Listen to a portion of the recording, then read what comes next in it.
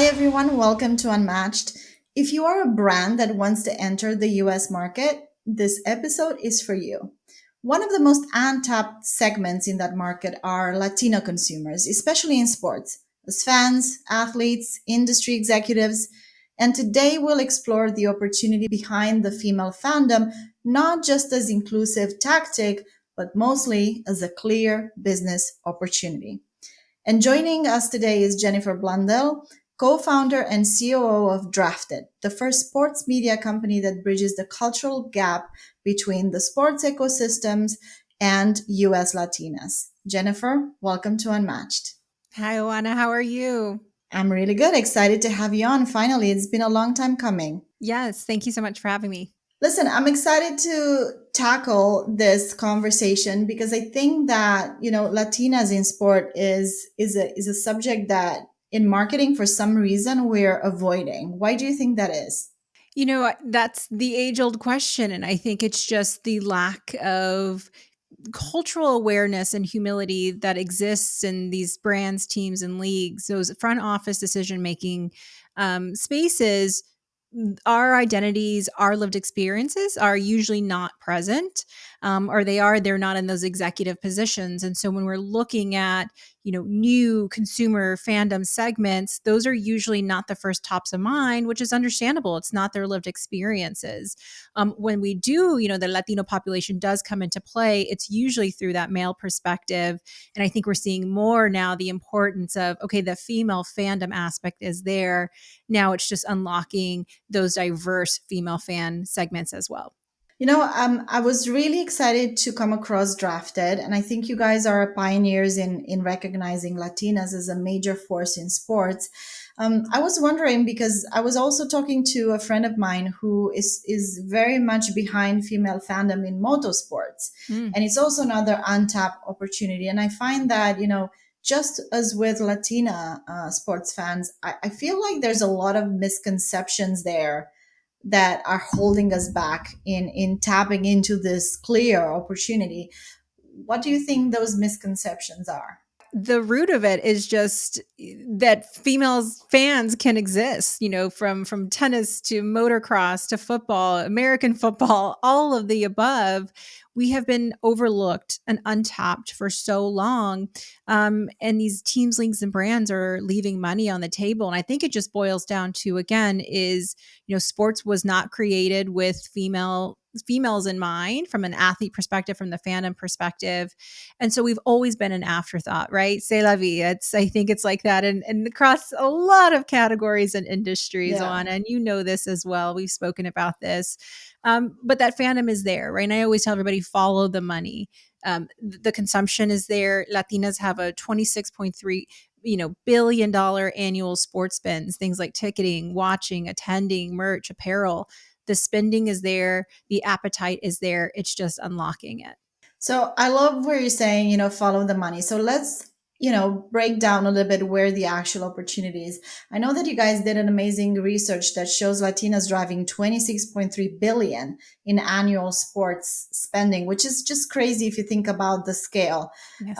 Can you break down for us where you're seeing the spending concentrated and where the biggest growth opportunities for brands? Yeah, we are very excited. This is a first of its kind in the industry, solely looking at US Latina sports fandom consumption. So their preferences, motivations, behaviors.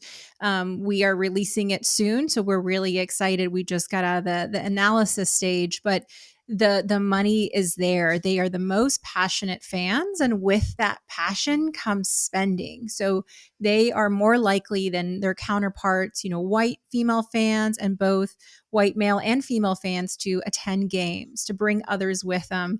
I love this nugget from the research that I found, or that we found rather, is that for every one jersey a white fan has, a Latina owns seven or more. So that just Oh, goes to wow. show, I know, and I love that stat. Explain this to me. How does that work? we like to look good, right? We got to have a fit, and looking apart, the appearance of fandom and everything that goes into the entire experience, we take into consideration before we even step foot at the stadium Mhm. or, turn on the TV to our streaming channel services. So, I think that's a beautiful stat that kind of encompasses like this spending power is there, the appetite is there, and they're attending, they're bringing friends, they're more influential, they're talking about their experiences online at higher rates than other fans are. So it's a perfect storm for this to be a next generational fan that we need to start looking at. Absolutely. So I'm curious about how are you guys looking into this research that you've done? What sports are you covering, and what segments within those sports do you see the biggest opportunity in? Yeah, we have a wonderful partner, our co-conspirator, Sprocket. They're here in the US as well, and they're a fan consumer insights. When we met the founder, it was just kismic. We wanted to do this research. No one else is looking at this segment the way that we are. And with Drafted being, the leaders in Latina sports culture, we knew we had to do that. So this is, our first one out of the gate. We try to make it as broad as possible. We're looking at all sports, so both women's side, men's side, all the top five sports: basketball, football, both women's and sides, a little bit of hockey as well as in there, collegiate. So we're trying to cover all of our bases, right? from from the whole entire spectrum, even looking at, their game day experience, their fan journey to the stadium or watching it at home. What are those steps that they're taking? What is a part of their fandom experience?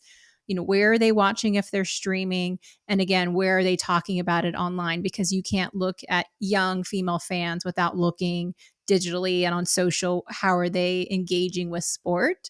And their consumptions are completely different and for the better. And I think that one piece that is super interesting to me is that if you look at the cultural identity of the whole Latino market overall, and obviously you break it down into male and female, but overall as a cultural identity, it's so strong and it's so rooted in sports. So I'd love for you to talk about a little bit that cultural identity linked to sports fandom playing out, differently maybe for Latinas compared to the rest of the demographic groups. Yeah. And what's funny is that one of what we're seeing too in our research is that our path to fandom isn't too much different from the average female fan in terms of its proximity. And my family has a history of being fans. So it's not this like radically different. But, I think from a Latino culture perspective, we are just tend to be more of a vibrant, passionate group as a whole. And so when you talk about communal, activities such as sport, we're just going to take that up to the next level. I just got goosebumps thinking about how we experience fandom. We Yeah, I'm just enjoy. imagining a get together, you guys enjoying, sport, watching sports together with food and, loud and music. I think it's so telling, right, of the It culture is. itself. It is. And our culture is very much at the forefront of how we live and how we experience. So of course that's going to trickle down and embed within sports as well. And you're looking at traditional sport, something like, we say soccer, you say football, but that has a deep cultural tie, and that's really embedded of who we are. And some of the first games that we see for a lot of us is soccer. So those entry points, are very low entry points and acquisition costs for, getting a Latino consumer into soccer. I'm really curious. You guys have done this report, which is the first of its kind. Were there any aspects of the conclusions that were, you know, surprising to you that you didn't expect, or was it all according to what you guys kind of imagined it would be? I think it's what side of the lens that you're looking at it. For our team on the Drafted side, we know this innately. I'm a veteran sports marketer, so I've always seen the data from the Latino consumer, and I knew this was it. So nothing really shocked me. On the Sprocket team side, a lot of it was surprising for them. One of our analysts, I'm just going to name him Tim, is just the nicest, brightest analyst you can see, and he's just like, "Oh my gosh, like." This is amazing. Did you know? Did you know? And I said, yes, Tim. Yes, I know. I know all of this. And now the world God will bless. soon too. Tim is excited. Yes, he it was a first for him, Latina have the highest, college graduation rates, and despite, stereotypes and cultural stereotypes, we're actually starting families later in life compared to the white female fan. Like these are the things to where, we are taking our time, we have extra spending dollars, and we are looking to, use our dollars towards our passions, and sports is one of those things. So, what does the future of the Latina fandom movement look like? So like if you're looking 10 years ahead in terms of the span of the opportunity, um, where do you think the biggest evolution is coming from?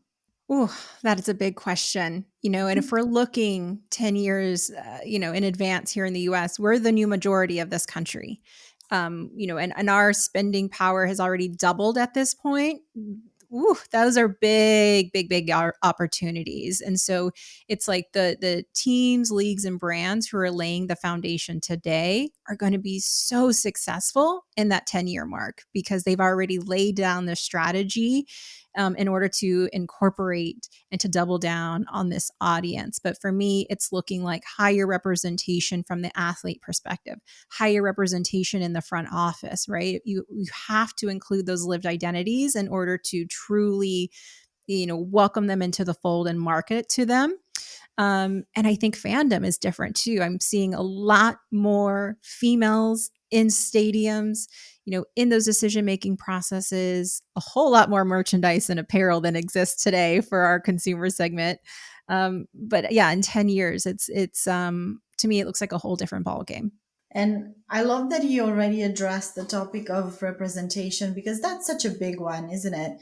I think across the board for, in general, the female audience, if you look at not just sports, but every other segment within the consumer landscape, even in leadership, there's still a pretty big gap in in seeing those examples out there that little girls can look up to and think, hey, like that can be me. um, from a more personal perspective, how do you see that evolution across the board for women, across different segments of the industry, kind of going forward? I feel there's a huge step forward that has been made, but I think that we're still quite behind as to where it should be. Absolutely. That gap still exists today, and I'm going to choose to be optimistic about it because we have made such beautiful strides, big strides. And it feels like, as soon as we catch momentum and movement and we, you know, take a giant step for womankind, there's either a stagnant or a pause or a step back globally, politically, from a corporate spend perspective. But we're here. I feel like the more that we can link arms, women of all identities, there's power in numbers. And if we can make so much noise that we can no longer be ignored, that's when that pendulum is going to swing. And I have to take my rest days to get the energy and the courage to keep fighting the good fight. But I choose to do that every single day because I also am a mom of two little girls. And I want them to have all access to anything and all of their wildest dreams without a hesitation. Yeah, I feel you. And we were talking before, right? Before coming in on the pod. It's such a juggle. We Yes. work, we we raise our kids. I have also two young boys, which are definitely a handful. You have to build stuff up, and that's when really representation helps. Like for Yes. me, growing up in Eastern Europe, I've never seen strong female leaders at the helm of companies, institutions. Those were never my role models. And even lately, in the last few months or last year, 12 months, let's say, as I was preparing to found my business, you'd be surprised of how few examples, Mm. role models I found among our female leaders, that you can actually look up to and kind of like find a comparison. It's funny. I was talking to a friend of mine, and I was saying like I was so confused because I was looking at mostly male Yeah. benchmarks and I couldn't see myself in them. And I was trying to almost like replicate the tone of voice, but the tone of voice just doesn't work for me. How is it for you? I mean, you've been through a personal transition as well, leaving your corporate roles and moving into this founder role that you're in right now. How has it been for you, this whole process? It has become, the unlearning and the unbecoming to become journey. And I'm still on it. I don't know if there's ever an end point. But you're right. I come from over, a decade plus in the corporate space and contorting and contracting yourself to fit the mold, which is usually a male, identity. And once I started having children, I was like, this is not okay. This is not Mhm. doable. I can no Yeah. longer shift who I am and who I want to be, especially, caregiving and motherhood is the most important thing that more so than building any business can ever give me. So really it's a journey, but I felt that too. And I think a lot of people do, but I think it's a beautiful thing because now building my own company, I can be that model for others. I look at my co-founder who's on a journey about to start a family of her own. And it's like, I want to make sure that I'm showing up empathetic and graceful for myself so she can have that too as a new mom and our team as well. And I get to show up differently and I get to do business differently that is never done before. And that takes a level of risk, but I'm a risk taker, right? I don't think you can be an innovator or a maverick if you didn't take risks. So I'm willing to take that risk to show up differently in a more empathetic leadership role than was ever modeled for me in corporate. That's so relevant for me as well, as I'm at the point where I'm putting my new team together. I have exactly the same stance as you just described. This is my chance to be that role model for others, to personify those values that I was missing all along, to be that empathetic leader and to craft the vision that people can get behind. It's not common that you find that in the corporate world. Maybe there's a reason for it as well. Maybe, large organizations need a standardized way to move forward. Otherwise it's probably becoming chaos. But I think that for me, the future and the opportunity for female leaders is in those small communities, the businesses that we're creating right now, which actually I think have the opportunity to change the world in some way. Yeah. I mean, in changing the world, yes, that's on my bucket list, but how about even just changing a few lives, right? The inbound messages we receive from the representation that some, our community members are getting through Drafted, or, just a personal team member of like, thank you for asking about my day or my life and giving me the space to, have a life. Those are the things that fill my joy cup constantly because yes, let's change the world, but it just starts with one life. Well, the world is also the world around us, right? The Yeah. whole world doesn't know us, but the people around us have that opportunity. So we have to show up, as you said.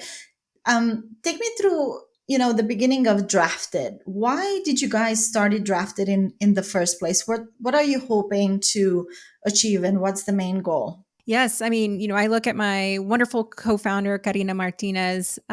She's a two-time founder. I'm a veteran sports marketer. We're both former athletes. I played collegiate two softball, and we're big sports fans. That's just the crux of it. And we've been friends for a really long time. And last year, she came to me and was like, "I'm ready to start something new, and I don't want to be a solo founder again. Like, join me." And before she could even finish her sentence, I was already, on the boat with her, going through the choppy waters. But we wanted to do our lived experiences, and we're both Latinas. We knew we wanted to start a company together focused on that, and that intersection of sports was so easy for us because it's such a passion point for the both of us. And so, with that, we just founded Drafted to make space and representation for Latinas in the world of sports and to ensure that we're never invisible through any lens in the entire ecosystem. And we're doing that brick by brick. So I know that you guys are sort of a media agency. At the same time, you're doing research and insights as well. What kind of initiatives are you guys working on right now? Yeah, I mean, we're the only sports media company looking at this trifecta of sports ecosystem from the fan perspective, from the athlete, to the industry professional. It really is an entire ecosystem that we're looking at. We can't boil the ocean right away, so we definitely have our starting swim lanes that we're going to look at. But for us, that easiest way to make some noise and to prove out this concept that we already know is viable was through storytelling, digital programming, IRL programming, mobilizing our communities, was one of the things that we wanted to do right off the gate. I mean, and look what we've done in less than 9 months. We're already 30,000 across channels. Like, it has happened so fast and so organically, which we knew was going to happen, and it's even surprising some days to see how beautifully it's grown so quickly. But that was kind of our starting point. And for us, we have a strategic roadmap, but it started with storytelling. It's starting with harnessing and collecting that data so we can convince the others in the room who might be questioning the viability of this consumer group. But from there, there's so many pillars within sports, the entire ecosystem that we can infiltrate, and improve for the better. So I imagine that you guys work with sports brands across the industry, and I'm imagining you guys are advising them on how to tackle the segment specifically. What are your top three sort of go-to strategies right now to reach the Latina consumer in the US? For us, it's meeting young, diverse female fans exactly where they are. So one, that's digital, right? Where are we on social? How are we integrating your team or your league messaging and narrative through a compelling way on social? That's where she's going to be. And second, and most important, is in culture, right? I think a lot of people are automatically think, okay, Latina, our messaging and our storytelling is going to be in Spanish. No, it needs to be in culture. And so that means English first for a lot of our younger Gen Z Latinas as well, and even our millennials. But it has to have that cultural aspect, that sazon. And that's what a lot of teams struggle with because they don't have that representation, whether, it's internally or with an agency partner. So they're coming to Drafted for our cultural competency within this culture. And I think those are the top two important points that we always lead with. And then, of course, that data point, always listening, learning, testing, reiterate, and let's do again. I think that's the beauty of being a lean team and very innovative. We can move faster than some of their agency partners in terms of trying to turn that Titanic. Yeah, exactly. And I think also you're touching on an interesting point there, which is kind of the future of brand loyalty overall, especially bigger brands in sports that we all know and love. One of the biggest challenge that I think they're facing right now is how to reach all of their consumers where they are, right? Mhm. Not just one segment, but everyone. And I think that the bigger the brand becomes, the more complex it gets to actually tap into their community, because the community just becomes one giant Yeah. group of consumer. It's not really a community anymore. So breaking down into subgroups is in my view very useful, because your messages can be very targeted to that audience. How, from your perspective, how does that look for the Latina community? Just in terms of how they should approach them. Yeah, exactly, in terms of the narratives and the messaging. Yeah, I think you don't approach it any differently in terms of reaching out to the experts in the room or who know her, right? You may not have that capability in house, just like you may not have had that tech capability. So then you have to outsource. That's okay. I think sometimes when we walk into these conversations with these behemoth teams or leagues, it's like, no, no, no, we understand who our fan is. But do you really? And that's okay if you don't. That's why we're here to help, right? We're not here to shame by any means. It's just to upskill you within this demographic. But you have to look, where they are, their preferences, their motivations, the behaviors. That's why the research that we're doing is so important, because you are going to get these marketing nuggets and insights that you're not getting anywhere else to help aid your strategy. So beyond the marketing and communication, do you guys also look into product, or is product not necessarily part of the mix, Product for our partners or product for us internally at the Drafted? consumers. Yeah. I think to be, TBD, to be determined. That could definitely be part of the roadmap. But, I would love to get to a point to where, I mean, we do have 30,000 across our community and we're growing 50% month over month. So I would love if one day we have a well-known brand come to us and say, we have an idea for, merch or product or, a service. Test it. Can you help me test it within your community? Latinas will never be shy of giving you her honest opinion. And we've seen that. I laugh because right at the beginning, when we were brand new, we sent out a message, on social, Instagram, LinkedIn, etc. And it was like, we just need 12 Latinas for an internal focus group. And within 24 hours, I had a list of over 130 Latina hand raisers saying, I will talk to you. Right. And I wasn't even guaranteeing, I told them up front if it was paid or unpaid or what the perk was. They were just ready. And I think that's the beautiful thing of us having such a deep, loyal community is to where our brand partners can now tap into that and get that insight and get that feedback to make sure that they're coming correct in market. I think that's also interesting for a lot of brands to learn from your experience because, again, especially bigger brands in sport are losing a little bit the touch with their audience because their audience is so big, and so the community kind of like grows beyond the capabilities of closer, more intimate management. How did you manage to grow to 30,000 loyal followers on social media in such a short amount of time? What were your top strategies in order to achieve that milestone? And I don't like this word, but I don't know a better one is just authenticity, right? We know who we were speaking to because we are her. So it's not for show. It's not, we're not trying too hard. When we're using Spanglish, it's not because we think it's the cool thing to do. It's literally how we talk every single day. And that was our number one. I mean, beyond that, it was just putting things in the world that honestly we would want, that we would want to see and engage with, and who we would want to, mob with to a game, and our friends and our amigas, they're there. And it's just, again, it's that cultural competency. We know her because we are her. And if you're looking at our strategy, if I go back and pull up my documents, like that was the number one, was just like, be real, be authentic, meet her where she is in culture. I mean, the word authenticity, it is heavily used in marketing these Yes. days. What does it mean to be authentic though these days? I mean, not necessarily just for the Latina community, but literally in general, in marketing, in business.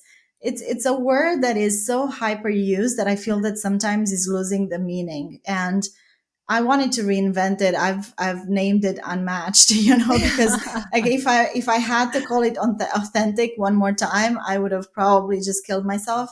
But in reality, it is about authenticity. It is Yeah. about being who you are, and it's about that intersection of all the skills and the passions and the talents and the experience, life experience, cultural experience that you have that just make you unmatched. How do you look at that piece of authenticity at large right now in our industry? This hyper used word. What does it actually mean today? For me personally, when I think about authenticity, it again, it goes back to taking a risk. I'm going to be my most vulnerable self, or I'm coming to a either new community or even my own community with such vulnerability to where I am open to receiving feedback and maybe criticism and being, pointing out maybe where my missteps or the places where I'm lacking. But that is the true meaning of being vulnerable in a safe space, in a communal space, in an open space. And I think that's where some of these bigger brands struggle because they say the word authenticity, but they're not open for the risk. They're not open for the feedback. They're not open to saying, hey, that was a miss, try this instead, or you're too worried about pleasing everybody. If you're just showing up your real, authentic, vulnerable self, you don't really care who you offend. We're not for everybody. And if we're not for you, that's okay. You can just scroll right along but I think for me, when I think of authenticity, it comes to that risk factor and being okay with taking risks. I totally agree. I think it's a little bit of vulnerability as well, right? So putting Mhm. yourself out there and just authentically Yeah. engaging with people, and sharing the highs and the lows, right? At the same time. So, I mean, here at Unmatch, we're all for, trying to get as much value out of every single conversation. If there's any marketer who's listening in right now and is like, wow, this is a great approach to the US market, and I actually have to tap into the Latina segment right now, what's the one actionable thing that they should be doing immediately after, tuning out of this episode, in order to reach out to that segment? Yeah. I think if you do not have those capabilities or that knowledge set, or that cultural competency within yourself or within your team, that needs to be your first step. Again, because you can't manufacture culture. Um, to actually make a shift in society, right? If you actually want to move people and create that loyalty, you got to start with somebody who actually knows that community. So if it's reaching out to us or another partner, but that's where you start, because it needs to be embedded in your strategy. And if you're lacking that skill set, it's just a skill set, right? It just need to upskill yourself. So finding those correct people to bring them internally or that partner, that is your first step. So you heard it, guys, or you're watching us. Go and check out Drafted. Get in touch with Jennifer and her co-founder. Talk to them. I'm sure they will help you out. Now, tell us a little bit more about the research. When is it coming out? What can we expect from it in terms of insights? Yes, so we'll be starting August the 20th. We'll start dripping some tidbits and little digestible insights. And then the full report will come out shortly after. We're looking at the 1st of September. But you can expect some really amazing nuggets. I mentioned earlier, and just in terms of preferences and consumption and behaviors, patterns. And really, you're not seeing these insights anywhere else. So we're really excited, and we hope it's beneficial for teams, leagues, and brands across the board, and starting to look at moving the Latina audience even further than we can today.